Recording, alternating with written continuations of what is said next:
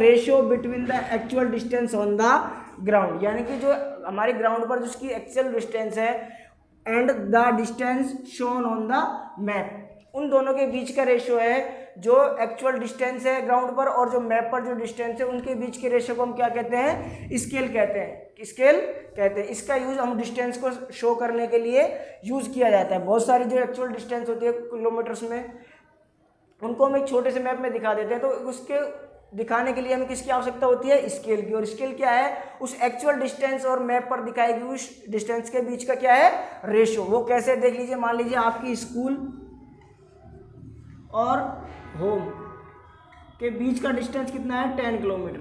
यदि आप इस डिस्टेंस को मैप पर शो करते हैं, कितने, आपने 10 किलोमीटर को मैप में 2 सेंटीमीटर के इक्वल दिखा दिया, क्या कर दिया, 2 सेंटीमीटर इक्वल शो कर दिया, यानी कि आपने अपने घर से स्कूल की जो डिस्टेंस है उसमें लिख दिया 2 सेंटीमीटर। तो 2 सेंटीमीटर का मतलब क्या, इट मीन्स कि 1 सेंटीमीटर इक्वल 5 किलोमीटर, 2 5 जा 10।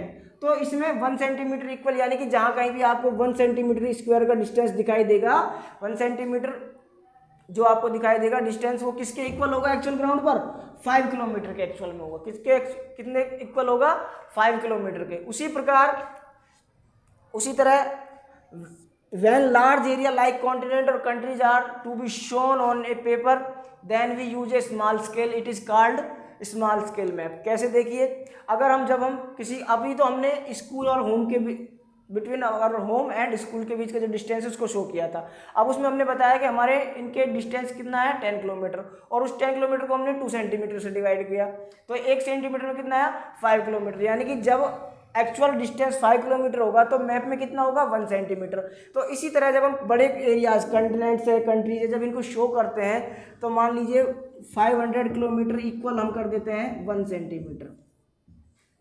तो इनको जब हम लार्ज एरियाज को जब हम मैप में शो करते हैं तो हमें एक स्मॉल स्केल की आवश्यकता होती है, और इस प्रकार के जो मैप्स हैं जहाँ पर हम स्मॉल स्केल को यूज़ करते हैं, इसी प्रकार के इस मैप्स को हम क्या कहते हैं, स्मॉल स्केल मैप कहते हैं। जहाँ पर बड़ी डिस्टेंस को, जहाँ पर बिग डिस्टेंस को हम स्मॉल स्केल में शो करते हैं, उसको हम क्या कहते हैं, स्मॉल स्केल मैप। और यही बात अगर हम अब इसके उल्टा करें, इसको अपोजिट कर दें, स्मॉल एरियाज, यहाँ पर स्मॉल एरियाज कर देते हैं हम, और यहाँ कॉन्टिनेंट और कंट्रीज की जगह कोई विलेज को कर देते हैं। यानी कि अब हम किसी विलेज को अगर हम शो कर रहे हैं मैप पर, तो ये एक स्मॉल सा एरिया है और उसको हम शो कर रहे हैं। तो अगर मान लीजिए हमने उस 5 किलोमीटर को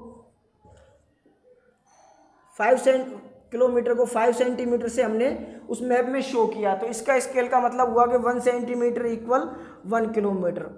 तो इस तरह का जो स्केल होता है, इस तरह के जो मैप्स होते हैं, उनको हम क्या कहते हैं, लार्ज स्केल मैप। क्या होंगे, लार्ज स्केल मैप कहेंगे। क्या कहेंगे, लार्ज स्केल मैप कहेंगे। कैसे आया, समझ में आया नहीं? यानी कि जब हम लार्ज एरिया को स्मॉल स्केल के थ्रू हम मैप पर शो करते हैं तो उसको कहते हैं स्मॉल स्केल मैप्स, और जब हम स्मॉल एरिया को लार्ज स्केल के थ्रू जब हम उनको शो करते हैं उसको कहते हैं लार्ज स्केल मैप। अब हम आगे का जो कंपोनेंट्स है, डायरेक्शन, उसको हम देखेंगे next.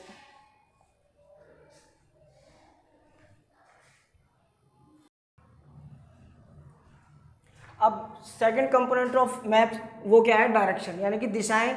These are 4 major direction, north, south, west, east.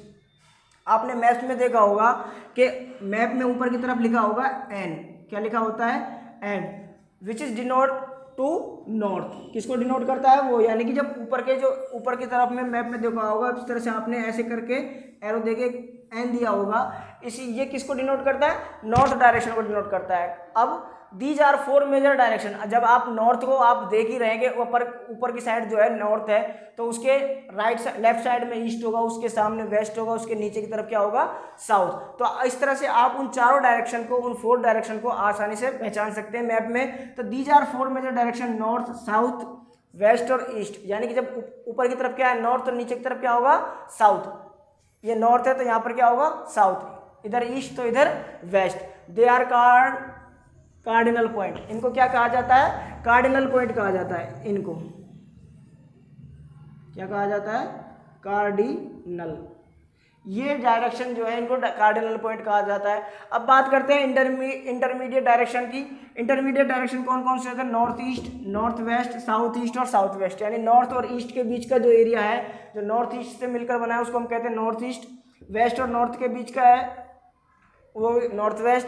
South और वेस्ट के बीच का है साउथ वेस्ट, और साउथ और ईस्ट के बीच का है साउथ ईस्ट। और ये जो इंटरमीडिएट डायरेक्शन है, ये यानी जो इन दोनों के बीच में जो डायरेक्शन पाए गए हैं, इनको हम क्या कहते हैं? इंटरमीडिएट डायरेक्शन कहते हैं। क्या कहते हैं? इंटरमीडिएट डायरेक्शन कहते हैं। तो इस तरह से दो जो हमारे सेकंड कंपोनेंट्स ऑफ मैप से वो कंप्लीट होता है।